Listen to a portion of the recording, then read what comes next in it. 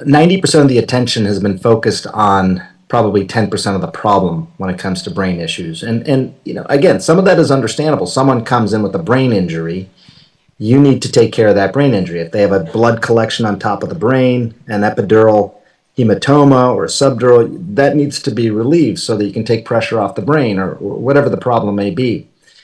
But I think the path leading up to that and the path after that is where we have focused not enough attention. So, and that's 90% of the issues. We've come so far. The center is 25 years old, but it wasn't too long ago when most people in the scientific profession, including the ones who are supposed to know, really were thinking that the brain was not changeable. Can Right. you talk a little bit about the evolution of that change in medicine? I think the idea of treatment of a brain problem, diagnosing the problem and then treatment of the problem, that was where, and really frankly is still where most of the attention is placed. Understandably, people come in with a particular problem and you diagnose that problem and then it's treated.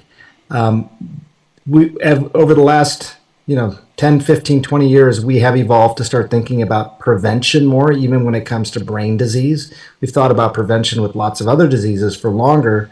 But again, I think the brain has always been a bit mystical for people, perhaps because it's encased in skull and we think it's a black box. A black box is something that can be measured by its inputs and its outputs, but you can't really see the machinations of how it works. But as we've started to be able to see the brain, not only in a pathological state, a disease state or an injured state, but in a healthy state as well, I think we've started to understand the brain more in terms of what could prevent certain problems, but also the idea of optimization, which I think is the further evolution of that. It's not just that I want to prevent disease. I want to make sure my, in this case, brain is functioning as well as it possibly can. What is happening when there's not a problem? Is it actually continuing to grow, continuing to spawn new cells? And the answer is yes. We do continue to grow new brain cells at any age. My parents are both automotive engineers, so every time I would come home from medical school or whatever and talk about what I'd learned, they'd say, "Oh, well, that's just like the car. You got to add more oil over here. You got to make sure the brakes are running well. You got to make sure you can accelerate and decelerate quickly, that you're not overheating the car." I meditate every day now. What I've realized, Sarah, is that people say, "I want to live a life without stress." That's not a good idea. You need stress. It gets you out of bed in the morning. It helps you overcome jet lag, study for an exam, whatever it may be. It's not the stress. It's the relentless nature of the stress that is the problem. We need to cool the car, just like my dad said. We can run it hot, but it's got to be cooled down afterward.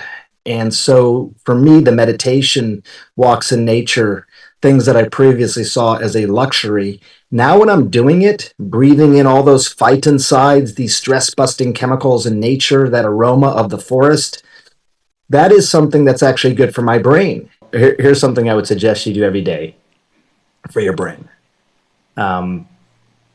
Go for a brisk walk with a close friend and talk about your problems.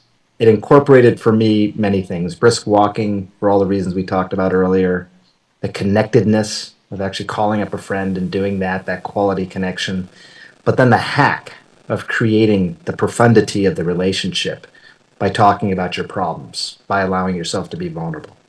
Hey, when you sleep, you're consolidating long memories, you're clearing away waste, and look what that's done for the clarity of your thinking.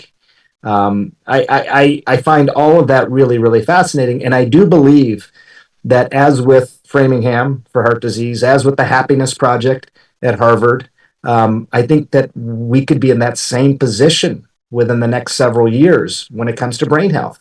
That it's not just going to feel like anecdotal, like, yeah, I know I should do good things for my brain, but actually really, really prescriptive in a way that is accessible for people. That this is what I do for good brain health, and it becomes a way of life for people. That's a dream, but it's a really, really good dream.